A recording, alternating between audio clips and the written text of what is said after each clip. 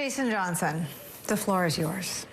One, it highlights how ridiculous Trump's plan was from the beginning, right? This idea that he actually thought that this armed insurrection was going to stop the count, which is sort of the political violence equivalent of if I pull this fire alarm, then my teacher won't grade my paper. You know, at some point, she's going to come back and grade your paper. Like, it was a ridiculous idea from the very beginning. But I think what was even more telling is this reminded me, Nicole, of what I've never believed all along during this administration, which is the idea that there were adults in the room, that there were people in this administration that could hold Donald Trump in check. Every single person they thought they could call to bring this together couldn't do it. They probably would have been more effective calling Sean Hannity or Steve Bannon or Alex Jones, because those are the only people that Donald Trump believes, the only people that he'll listen to. So, I mean, is it compelling? Yes. Is it terrifying? Yes. Is it a reminder of how dangerous and incompetent this person is? Yes. It's also a reminder of the fact that anything that we can do to get him and everybody around him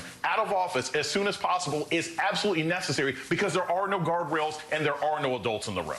In your view, what is the appropriate tone and sort of leadership message for an incoming Biden administration or whomever wants to fill the vacuum?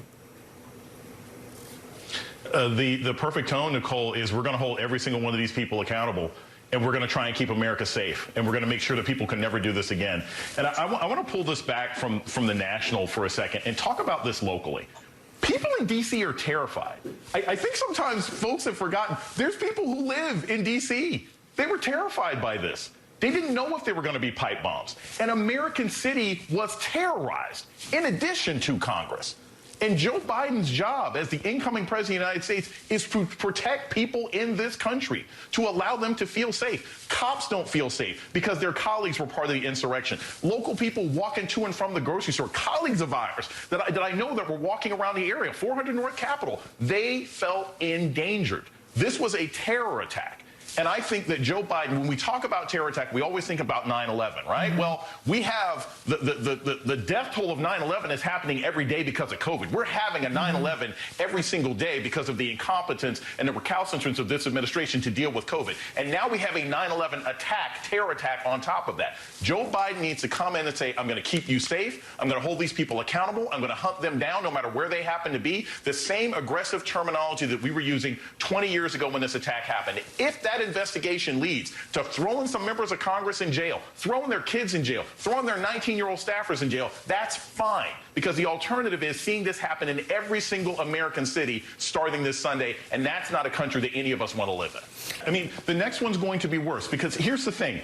Everything, I spent some of the weekend talking to some of my friends and colleagues in the military, and they said, look, if you see what happened here, it's a reminder of how good our military is, right? They trained for 8 months for exercises that may take 30 minutes, right? And this was a bunch of weekend warriors who thought they could fly up from Dallas, Texas, and engage in these activities and be successful. But let us be clear that every single person who watched this and saw these images of people kicking up their feet in Nancy Pelosi's office and being walked out by cops, they're back home plotting. They've got a pen and a pad in the lab trying to come up with a better way to do this. That's what they're working on right now. So if these people are not held accountable, these are the issues that you're going to face. But I also want to say this, Nicole, about this idea of where real terror comes from, and the idea that you have a lot of right-wingers now who are saying, well, it was Antifa, it was other people there. This not only shows how dishonest some of these leaders are, but it shows how ideologically and creatively bankrupt they are. Because this was something that we were talking about this past summer with Black Lives Matter. We were saying over and over again, look, you've got provocateurs, you've got right-wingers, you've got Proud Boys going into peaceful protests and smashing windows at Target. And we had video and we showed those people. There is no evidence that Antifa was there. There is no indicator that Black Lives Matter, they got into whiteface and put on Trump hats and decided to march into the Capitol and find Clyburn's office? That's the lie that they're talking right now. So these aren't people who can be negotiated with. They can't be worked with. They need to be punished. They need to be jailed. They need to be held accountable. And if I'm Chuck Schumer, I'm telling the Republican Party, I'm telling Mitch right now, the moment I become leader, I will knock every single senior Republican off of every single committee I can, unless you guys have a serious discussion about getting rid of Hawley and getting rid of Cruz. Anything less than that, and they're not serious about stopping this insurrection. Well, here's my question for you, Jason Johnson. I mean, if you're a white supremacist and you saw Donald Trump struggle in an interview with Jake Tapper during the campaign to answer a simple question about whether or not he condemns David Duke. I don't know him. Why am I going to condemn him? Then you watched him run the most racist presidency in our country's history. African countries were bleep hole nations.